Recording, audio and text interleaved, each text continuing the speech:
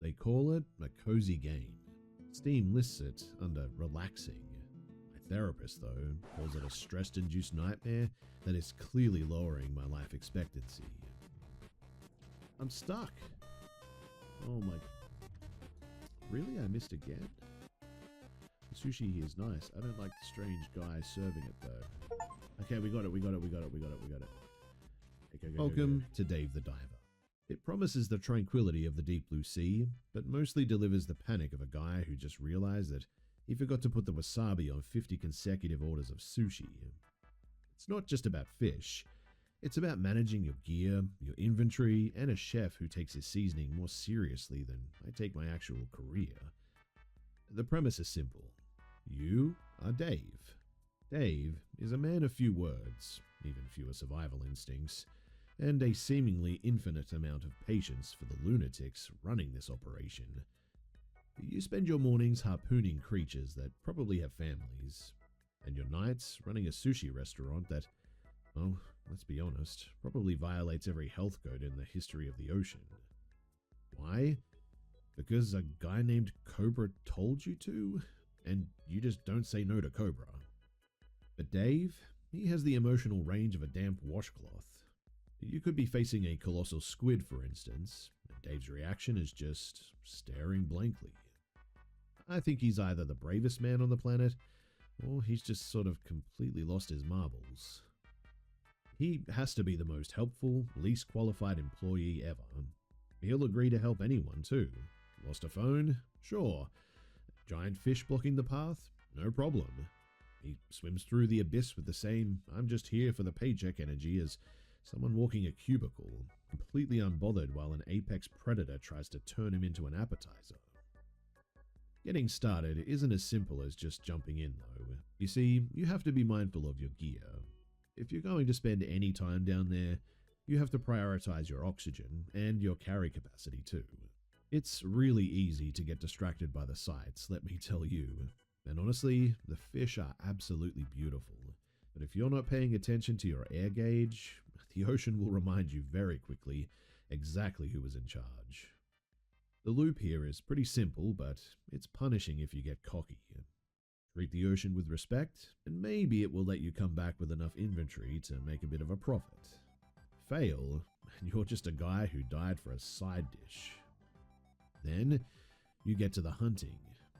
I've developed a real technique, I guess you could call it, with the harpoon. Look, some might call it button mashing until something stops moving, but I prefer to call it aggressive tactical sampling. I mean, at this point, I'm pretty much convinced that the local clownfish population has a group chat where they just post clips of me missing stationary targets all day. And don't get me started on the movement too. The game treats you like a seasoned professional, but I'm basically a bowling ball in a wetsuit. You try to weave through these elegant coral tunnels at times, and Dave just sort of thwacks into everything. It's like watching a man trying to parallel park a cruise ship into a bathtub. I spend half of my time scanning for resources and the other half apologizing to the walls for hitting them all day. But once you crawl out of the abyss, you don't get to rest either. You walk into the restaurant and you're immediately met by Bancho. Now, Bancho is a man who treats sushi preparation with the intensity of a bomb disposal unit. I'm standing there, still dripping from the blue hole, smelling like bioluminescent sludge, and he's behind the counter, staring into my soul because my delivery speed wasn't artistic enough. It's a masterclass in workplace toxicity, really. I mean, I've just spent the day harpooning sharks, dodging giant squid, and managing my air supply to retrieve top gear ingredients. And Bancho acts like it's a burden to actually cook the fish that I brought back. He's the one getting the glory for the plating, mind you, while I'm the one doing the lethal labor, navigating the pressure cooker environment of the deep sea, just to keep the menu from going stale. It's the ultimate lesson in middle management, really. No matter how much you risk your neck in a trench, the guy behind the counter, they'll always sigh at you like you're the reason the restaurant is failing. And the customers, they're even worse. You've got people wandering into this cliffside shack, demanding rare deep-sea delicacies, like it's a 5-star hotel in downtown Tokyo or something. They don't care that I had to fight a literal predator to get a fish. They care that I didn't serve their dish with the right level of zest. I'm pouring tea, I'm frantically scrubbing dishes, and I'm trying to keep the wasabi meter from hitting empty. All while somebody is hovering and waiting to give me just a 1-star review because I didn't match the specific taste profile they wanted. It's the sheer jarring contrast of the gameplay too. I mean, 1 minute you're in the thrill of an underwater boss fight, and the next you're in a pixelated service industry hell where your primary struggle is keeping a customer happy with a bowl of shark sushi. You realize pretty quickly that the real danger in this game isn't the sharks at all. It's the customer who you're dissatisfied with the menu variety or the lack of upgraded decor. It's an exercise in pure frustration at times. I mean, I'm fighting for my life in the afternoon and fighting for a Yelp review at like 8 p.m. But somehow, despite all this madness, I find myself rushing back for another shift, fully aware that I'm working for a landlord who cares more about his sushi collection than my survival. But here's the kicker. I'm complaining really because, well, I care. The reason the restaurant stress works is that the game itself is just, oh, magnificent. You dive in for a quick haul, and suddenly you're drifting through a bioluminescent coral garden that's so well designed, it actually makes you forget you're working for a living. The game has this brilliant dual personality to it. 1 minute you're in a high-stakes hunt, the next you're stumbling into the ruins of an ancient underwater civilization. It's like being an accidental archaeologist on your lunch break. You're solving these clever, environmental puzzles that feel like a reward rather than a chore. And Dave, well, he just rolls with it. Honestly, so do I. There's a genuine sense of awe down there that makes the chaos above the ground feel like a pretty fair trade, really. And the gameplay loop, the way that it ties the research to the reward, is nothing short of genius. You're capturing photos of rare, majestic species, and even when the camera controls get a bit tricky, the payoff is seeing your journal fill up with these incredible, vibrant creatures. You aren't just a waiter or a diver, you're an explorer. Every little side quest, every rare fish encounter, and every secret path you uncover feels like a legitimate discovery. It's a ridiculous amount of responsibility for a guy who just wanted to serve dinner, but the game is so polished and so surprisingly deep that you don't really mind. You keep saying yes to the missions, not because you have to, but because the blue hole is genuinely one of the most compelling settings that I've ever seen in a game. It hits that rare, just one more dive sweet spot that keeps you up until 3 a.m. and you aren't even mad about it. But let's talk about the peaks, because every now and then the game stops being a cute restaurant management sim and turns into a full-blown action adventure. You'll be minding your own business, trying to grab some tuna, and suddenly you're staring down a giant armored shrimp that's built like a damn tank. Honestly, it's awesome. These boss fights are a rush. You're utilizing everything you've learned, dodging, timing your shots, managing your oxygen like a pro, and when you finally take one down, you really feel like a legit maritime hero. It's that rare kind of game that manages to make you feel vulnerable and powerful all at the same time. You walk away from these encounters with a huge grin on your face, mostly because you survived, but also because you just secured the most legendary ingredients for the menu. And then you get back to the restaurant, and this is where the game really sings. You open the doors, the music hits that perfect upbeat rhythm, and you're watching your hard-earned ingredients turn into a full house of satisfied customers. It's pure digital serotonin. You see the staff working their tails off, the feedback is glowing, and your bank account is ticking up too. It's just a victory lap, really. You've successfully navigated the terrors of the deep, survived a brush with death, and now you're getting the reward. It's an incredibly satisfying loop. From the frantic high-intensity dive to the organized rhythmic chaos of the kitchen, you realize that all that stress earlier was just the prep work for this moment of total culinary triumph. But the game isn't just about fish and frantic service. It's the cast of oddballs that makes it unforgettable. Take Duff, for example. He's the quintessential unashamed anime-obsessed weeb, who somehow ends up being your most essential tech support. Between his obsession with his virtual waifu and his sheer dedication to modifying your gear, he's a total riot. Watching him geek out over weapon upgrades while I'm just trying to figure out how to strap a high-powered tranquilizer rifle to my back is one of the game's funniest running gags. He is absolutely ridiculous. He's over the top, and honestly, you start to look forward to these cutscenes just to see what kind of anime-inspired chaos he's going to bring to the boat next. He reminds you that, despite the high stakes of diving down here, this is a game that knows exactly how to have fun with itself. And then, there are those Bancho Sushi upgrade cutscenes. You know the ones, where the music swells and the lighting shifts to a dramatic spotlight, and Bancho starts prepping the dish like he's performing surgery on a masterpiece. It's arguably the most satisfying reward in the entire game. You've spent the day scouring the ocean for that one rare ingredient, and seeing it finally transformed into a high-end artistic sushi dish in a stylized cinematic sequence is just pure joy. It's dramatic, it's completely unnecessary, and it's absolutely brilliant. It turns the simple act of upgrading a recipe into a red carpet event, and every time that cutscene rolls, I find myself sitting back, watching with a stupid grin on my face, totally sold out on the idea that this isn't just a restaurant, it's a high-stakes culinary theater. It really is the perfect pat on the back for all the work that you put in. And honestly, it's a huge reason why the loop feels so rewarding.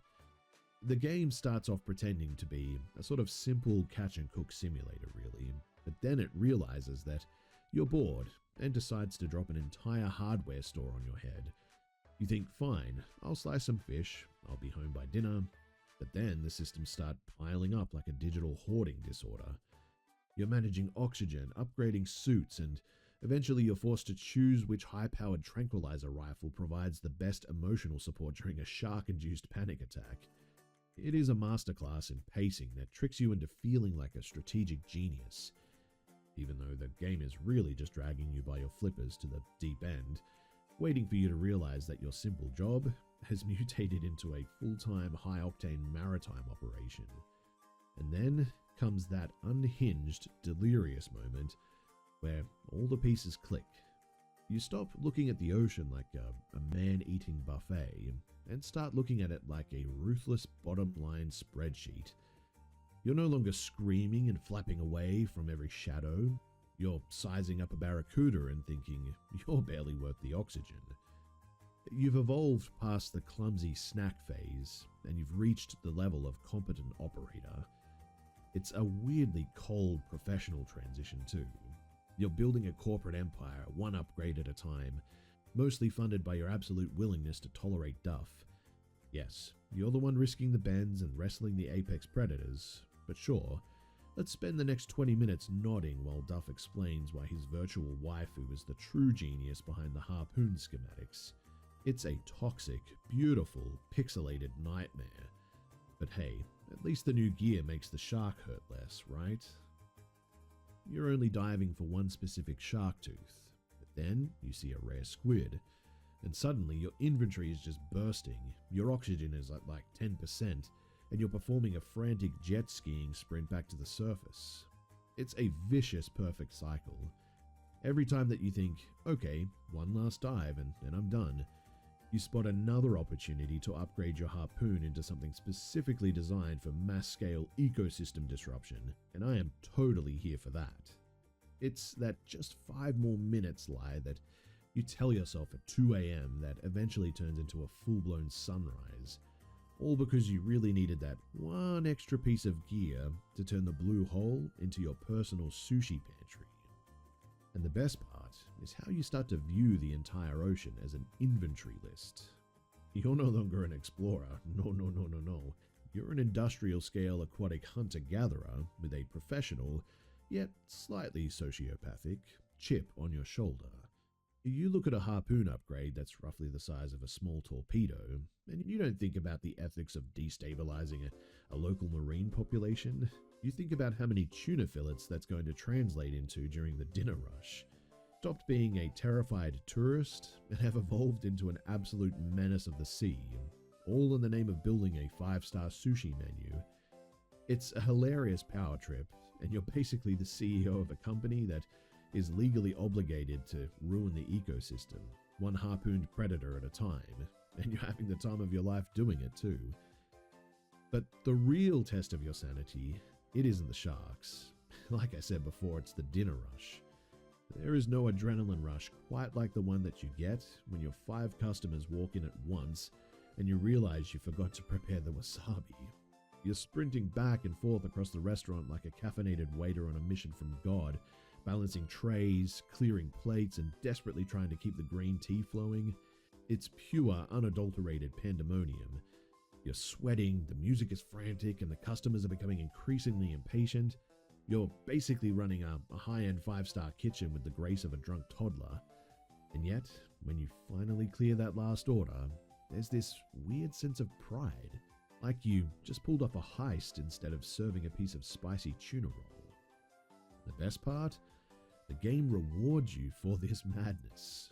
You see those good and excellent ratings popping up over the customers' heads, and you start to feel like a culinary genius. Even when I totally botch an order and drop a tray of soup on a guy's lap or whatever, the game just keeps moving too. It's hilarious too because the stakes feel massive, but in reality, you're just one guy in a Hawaiian shirt trying to satisfy a bunch of hungry, underwater, mystery-loving hipsters. It's that balance of, I'm a professional businessman and I'm currently spiraling out of control, that makes the restaurant management side of the game so incredibly addictive. And you know that you're going to do the exact same thing tomorrow, but you're looking forward to the chaos anyway. And just when you think you've got a handle on the dinner rush, the game hits you with a VIP, a special customer who waltzes into Bancho Sushi with a look of pure, unearned superiority. These guys are the ultimate test of your sanity. They don't want a regular tuna bowl. They want some rare deep-sea ingredient that you have to personally go hunt down in the middle of a storm. It's the game's equivalent of a customer walking into a fast food joint and demanding a sandwich made from ingredients that haven't even been discovered by science yet. You're standing there in your apron staring at this ridiculous request thinking, I'm literally just a diver in a Hawaiian shirt and a dream. Stop asking me for legendary shark fin jelly or whatever this is. But here's the kicker. You do it anyway. You trek back into the blue hole, dodge a few more man-eating squids, and hunt down that one specific elusive ingredient just to shut them up. And when you finally slide that plate in front of them, the VIP cutscene triggers. The music gets all dramatic, and they give you this sort of begrudging, haughty nod of approval. It's such a petty and hollow and absolute glorious victory too. You've successfully catered to a total snob, upgraded your reputation, and secured the next phase of your empire, all while secretly hoping that they choke on a fishbone. It's the perfect, edgy, optimistic loop. The customer is always right, even when they're an absolute nightmare, and you're just happy to get the payday. Just when you think you've mastered the rhythm of serving snobby VIPs and harvesting the ocean into extinction, the game literally pulls the rug out from under you. You realize that beneath the surface, the blue hole isn't just a place to catch dinner. It's a swirling vortex of ancient underwater civilizations and secret government conspiracies. You're halfway through your shift, and suddenly you're tasked with decoding an alien map or running an errand for a mysterious scientist. It's genuinely funny how the game balances these two lives too. By day, you're a professional ecosystem wrecker, and by night, you're an accidental diplomat for an underwater society. But that really is the beauty of it. It's also deeply and wonderfully unhinged, I guess you could say. You're toggling between checking your stock of soy sauce and fighting off giant bioluminescent horrors that probably haven't been seen for 10,000 years. And the craziest part? You actually care. You genuinely want to know what's going on down there. You want the answers to the mysteries just as much as you want to max out your restaurant's menu. It's a masterclass in making you feel like a small, slightly underqualified person caught in the middle of a massive mystery, yet still having the sheer stubborn optimism to say, okay, but first I really need to finish this tuna order. It's the perfect edgy and sort of weirdly wholesome loop of being a guy who just wants to do his job, even if the world, and the ocean, is constantly trying to make it complicated. Then you start hiring staff. Let me tell you, your HR department is clearly non-existent. I mean, you're interviewing candidates who have wildly unbalanced stats, like someone with god-tier cooking who stands there like a statue if you don't micromanage their every move, or someone who is an absolute cleaning machine but seemingly allergic to serving customers. It's a total mess, but it's your mess really. Watching your staff execute their specific, narrow tasks while you're scrambling to stop a customer from throwing a tantrum because their tea isn't served yet, it really is addictive. And you're not just a boss, you're a babysitter for a bunch of eccentric specialists who seem to have been hired specifically to see how much chaos they can inject into a single dinner shift. But here's the edge of it too.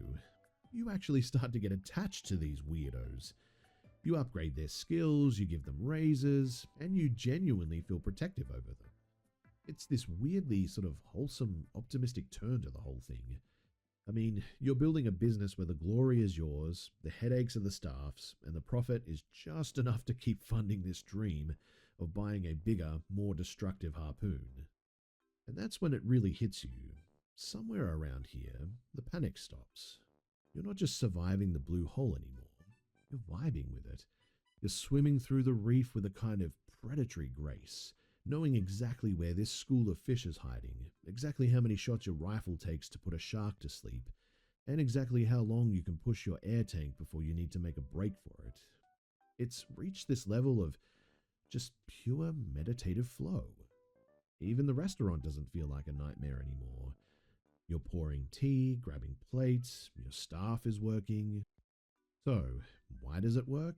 Why do you keep coming back to a game that asks you to oscillate between professional shark wrestling and meticulously plating sea urchin?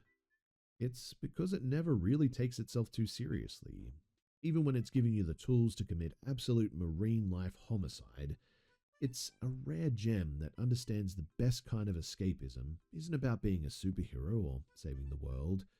It's about being a guy who's just competent enough at this weird niche job to find a little slice of heaven in the middle of a chaotic, pixelated abyss. You realize that the blue hole isn't just a place to grind for resources. It's the only place on Earth where you can be a ruthless corporate mogul by night and an explorer of ancient alien mysteries by day, all while wearing a Hawaiian shirt that frankly costs way too much for a deep sea diver. At the end of the day, you're left with this weirdly wholesome, unhinged sense of accomplishment. You've balanced the books, you've fed the masses, and you've managed to survive another night without your staff causing an international incident. You look back at the screen, save your game, and think, yeah, I did that. And then, without even realizing it, you find yourself checking the time, wondering if you just have enough room in your schedule for one more trip back into the depths. So, grab your harpoon, prep the wasabi, and get back out there, because the blue hole isn't going to overfish itself into extinction on its own.